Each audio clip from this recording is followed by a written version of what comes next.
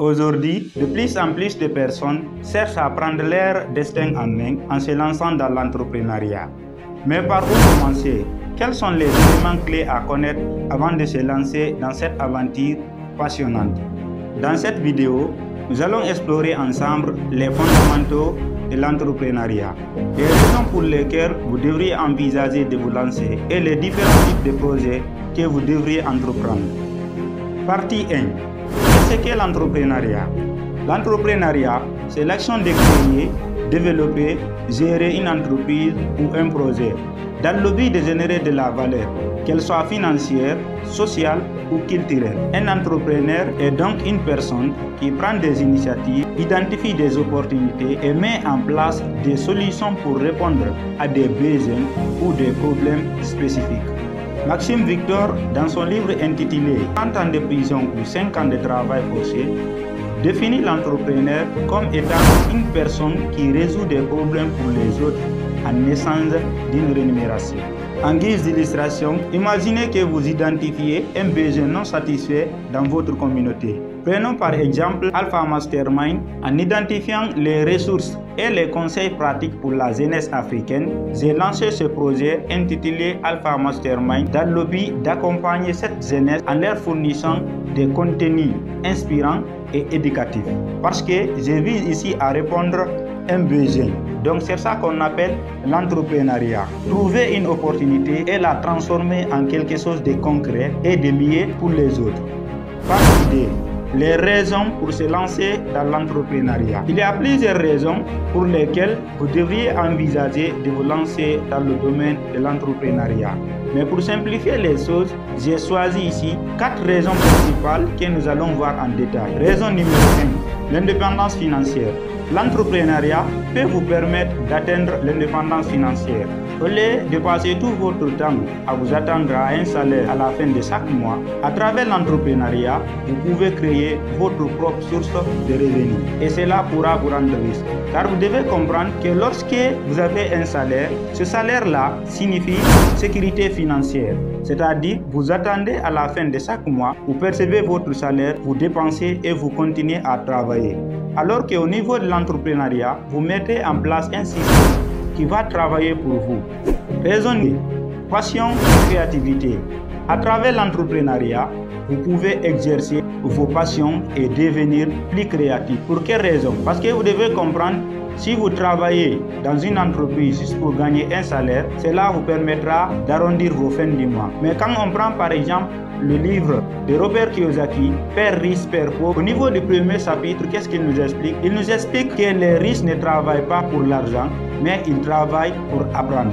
Dans le domaine de l'entrepreneuriat, même quand vous lancez un système, vous commencez d'abord à apprendre. Et au fur et à mesure que vous apprenez, vous pourrez gagner de l'argent. Combinez vos passions et vos talents. Car vous devez comprendre cette équation. Passion plus les talents égale opportunité d'affaires. Raison numéro 3, impact social. En tant qu'entrepreneur, vous pouvez avoir un impact direct sur votre communauté en créant des emplois, en améliorant la condition de vie ou en proposant des solutions innovantes aux problèmes locaux. Raison numéro 4, flexibilité. En plus, l'entrepreneuriat offre une certaine flexibilité entre gestion du temps et organisation du travail. Et l'entrepreneuriat aussi vous permet d'avoir un équilibre entre vie professionnelle et vie personnelle. Par exemple, au niveau du salariat, quand vous regardez très bien, si vous travaillez par exemple pour quelqu'un, vous n'avez pas le temps de faire tout ce que vous voulez, car c'est votre employeur qui contrôle votre temps. Au niveau de l'entrepreneuriat, vous avez le choix de vous lever quand vous voulez, de travailler quand vous voulez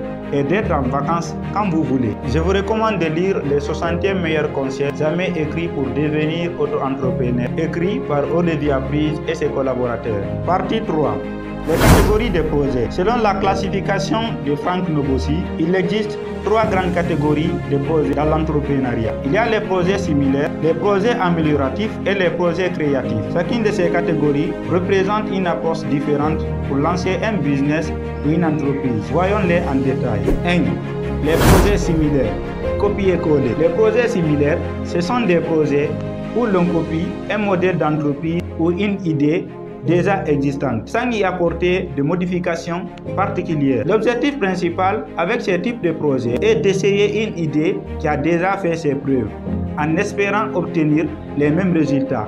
De nos jours, quand vous regardez dans les secteurs d'activité de plusieurs entreprises, vous allez voir que ces entreprises-là évoluent dans un domaine qui a déjà fait ses preuves. Prenons par exemple les restaurants franchisés comme MC Donald's. Lorsque vous décidez d'ouvrir un restaurant en s'inspirant d'MC Donald's, vous essayez déjà un projet qui a déjà fait ses preuves ailleurs.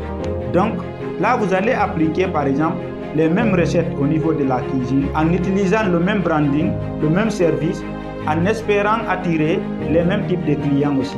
2. Les projets amélioratifs. Quand on prend par exemple le cas des projets amélioratifs, nous allons nous intéresser aux entreprises chinoises. Quand vous allez voir, les entreprises chinoises, le plus souvent, dans le marché, ils cherchent à regarder un projet qui a déjà fait ses preuves en s'inspirant de ce même type de projet et à le transformer à leur manière pour pouvoir le mettre sur le marché. Un bon exemple serait les smartphones fabriqués par les entreprises chinoises, Xiaomi ou Huawei. Ils ont utilisé des concepts de téléphone déjà existants, ceux de Samsung ou Apple, et ils ont amélioré leur version et en rendant les prix abordables pour les consommateurs chinois. Cela même les a permis de conquérir une large part du marché en Asie et ailleurs. 3. Les projets créatifs. Les projets créatifs, ce sont les types de projets les plus difficiles à mettre en place parce qu'ils reposent sur des nouvelles idées et des concepts originaux qui n'ont pas encore fait ses preuves ou qui consistent à réinventer la roue en partant de zéro. Prenons l'exemple de Tesla avec ses voitures électriques. Avant Tesla, les voitures électriques n'étaient pas très populaires et leur technologie était considérée comme étant inefficace. Tesla a révolutionné le secteur d'automobile en proposant des voitures électriques performantes, stylées et dotées d'une autonomie largement supérieure. C'est ça même qui a permis de redéfinir l'ensemble du secteur de l'industrie. En résumé, l'entrepreneuriat est une aventure passionnante qui demande à la fois du courage et de la préparation. Que vous soyez motivé par l'indépendance financière, la passion ou l'impact social, il existe un type d'entrepreneuriat pour vous. Si vous aussi, vous connaissez quelques stratégies qu'il faut absolument mettre en place pour se lancer dans l'entrepreneuriat, n'hésitez pas à le dire dans les commentaires. À présent, si vous n'êtes pas encore abonné à ma chaîne, je vous invite de vous abonner dès maintenant et à activer la cloche de notification. Et si vous êtes encore très gentil, n'hésitez pas de me laisser un gros pouce bleu car ça m'encourage. C'était Alpha Diallo pour vous inspirer et vous aider à améliorer votre personnalité. Rendez-vous la semaine prochaine pour la deuxième partie de la vidéo. Merci.